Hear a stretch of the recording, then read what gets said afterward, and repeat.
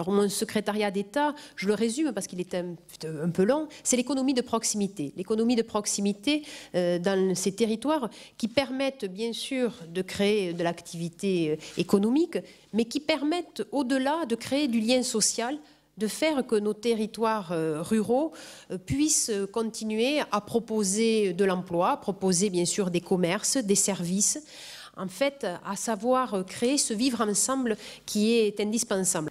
Dans le cadre en effet de la transmission reprise, qui est un sujet essentiel pour l'avenir de notre pays, le gouvernement a mis en place plusieurs mesures.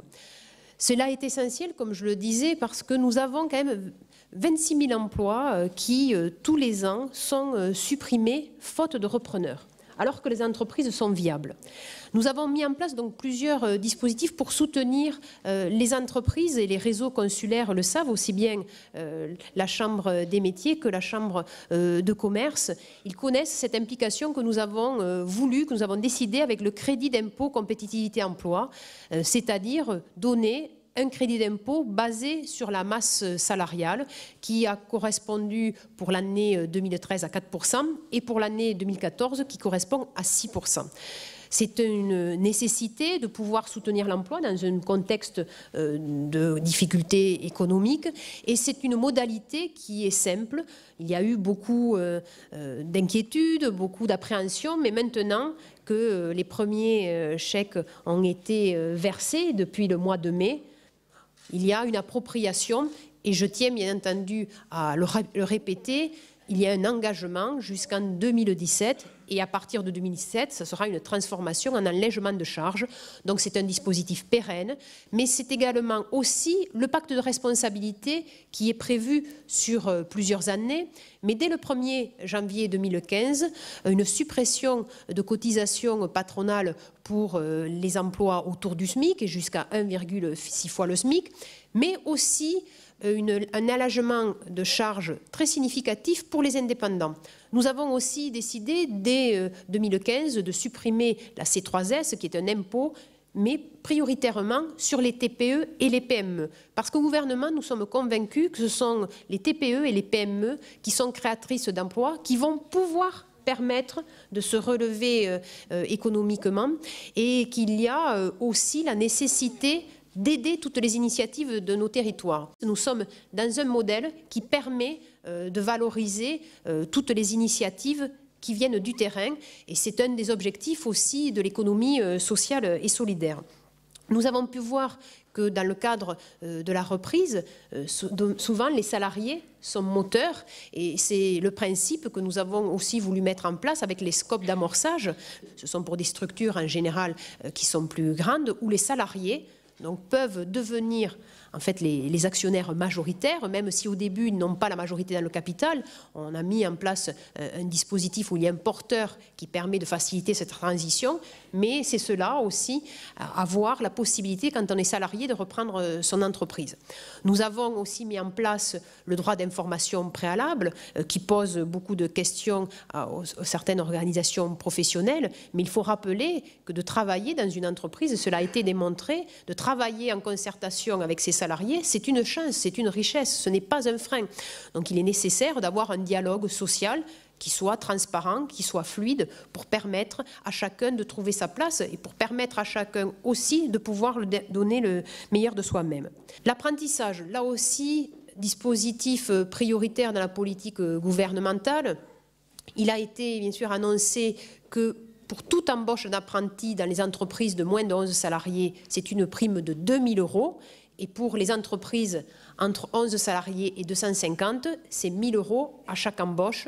Nous avons la volonté de parier sur la jeunesse, de reconnaître aussi la transmission du savoir-faire, la transmission du geste. On doit savoir, en France, reconnaître ces métiers manuels, cette beauté du geste qui procure bien entendu pour l'artisan, pour le salarié, une vraie fierté, un vrai épanouissement, et qui en termes économiques permet également d'avoir un modèle qui est viable et qui peut se structurer. On parle des artisans, on parle aussi du commerce de proximité. vous rassurer, le FISAC est bien entendu maintenu, il a même été abondé. Donc le FISAC, c'est un dispositif qui vient souvent en complément de crédits d'ailleurs régionaux et qui permet de subventionner l'investissement dans les commerces de proximité, également l'animation des associations de commerçants. Et puis, c'est aussi, le FISAC, la possibilité de créer un cadre d'achat. Mais il faut toujours rappeler que l'espace public, il est en liaison et il est moteur pour les commerçants et les artisans. C'est-à-dire qu'il faut permettre, en effet, l'accessibilité pour toutes et pour tous, mais il faut aussi savoir valoriser nos commerces. C'est cela aussi l'espace public, c'est le rendre accessible à tous et c'est aussi le rendre attractif. C'est un des enjeux dans nos villages d'avoir des bourgs-centres qui soient actifs et attractifs. Alors attractifs par, bien sûr, les politiques communales ou intercommunales, grâce aux subventions des départements et des régions, cela est possible. Nous avons aussi l'activité grâce aux artisans, aux TPE, aux commerçants.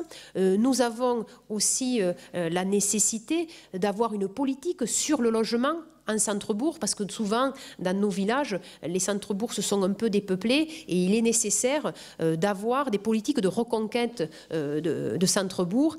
Et là, le dispositif, bien sûr, de la rénovation énergétique est un dispositif qui est important, qui permet de déclencher des travaux dans ces maisons ou dans ces immeubles qui sont vacantes. Et ainsi, grâce à un crédit d'impôt qui a été mis en place dans ce projet de loi de finances, qui monte maintenant jusqu'à 30%, il y a une vraie incitation à réaliser des travaux qui permettent des économies d'énergie. C'est bon pour l'environnement, c'est bon aussi parce que pour le pouvoir d'achat, cela fait baisser toutes les charges qu'on a à payer chaque mois. Et surtout aussi, c'est bon pour les entreprises du bâtiment, parce que là, nous pouvons faire travailler les TPE et aussi les artisans.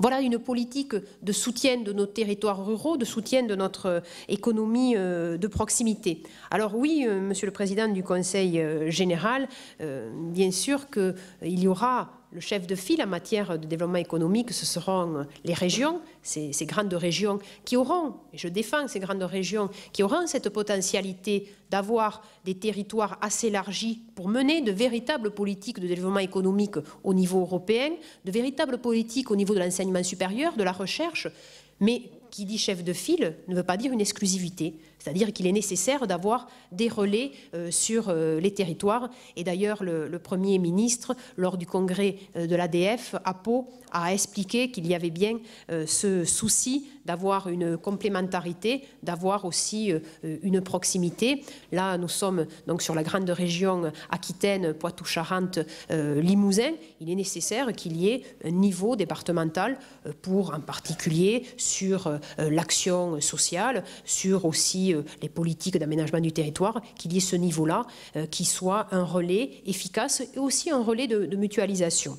La France, j'en suis convaincue, a des atouts et nous avons de fortes potentialités. Nous devons savoir nous parler, nous devons savoir nous rassembler, c'est-à-dire pour pouvoir expliquer les politiques, savoir nous entendre les uns et les autres. Et c'est ainsi, je pense, que nous pourrons avoir la fierté de transmettre à nos enfants ces territoires ruraux, ces territoires qui ont une belle identité, mais surtout ces territoires qui auront une vitalité qui sera durable et qui permettra bien sûr de mener la devise républicaine jusqu'à son terme, liberté, égalité, fraternité. Et je voudrais juste rappeler une citation de Georges Bernanos qui écrivait qu'on n'attend pas l'avenir comme on entend un train, l'avenir on le fait, donc faisons-le ensemble et ainsi nous serons constructifs et nous travaillerons pour la France.